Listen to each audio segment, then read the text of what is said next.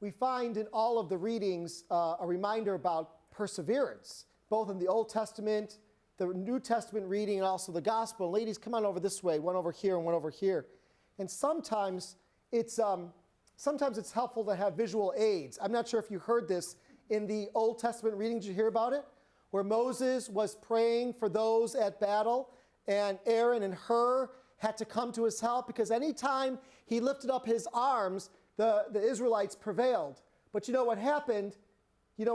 His arms got tired. And so Aaron on one side held his arms up. Go ahead. No, hold my arm up. And Hur on the other hand held. And so there Moses stood for days and days and days so that they might prevail, the Israelites might prevail. Talk about persistence in prayer to God, right? Yeah. Thank you, ladies. Give them a round of applause. Excellent job.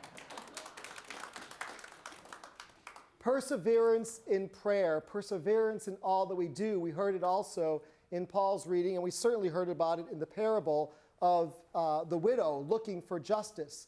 And typically, the reading of that gospel is that the widow is persevering until she gets justice. If you continue the gospel a little bit longer, also we hear about the friend knocking on the door, looking for a place to stay, is also persevering and looking for a place to stay or a loaf of bread.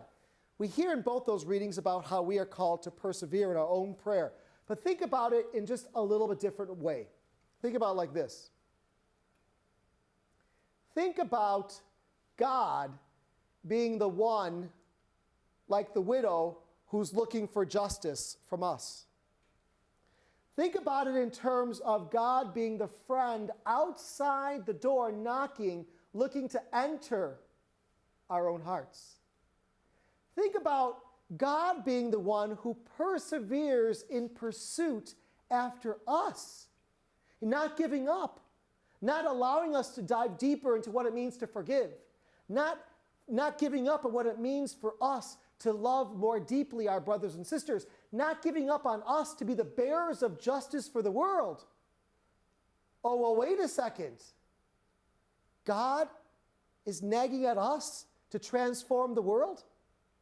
God is asking us to be his conduits of justice or forgiveness or love for the world around us? God never gives up on us, in fact, nags us to be the best we can? I like that interpretation of the gospel. I like thinking about our God who never ceases to go after us. In one particular way, please pray that God continue to support all people who are looking at vocation, to marriage, to the priestly life, to religious life, to the single life. Please pray that God never stops nagging us to live out our vocation. Whatever our vocation is, that God never stops nagging us to do it well, to transform the world.